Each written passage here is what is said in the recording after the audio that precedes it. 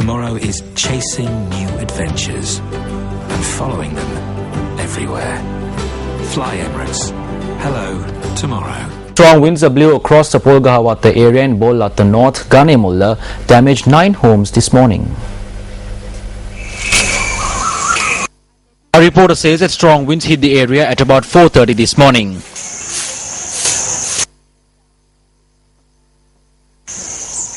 Trees that were felled by the strong winds had fallen onto homes, causing damage.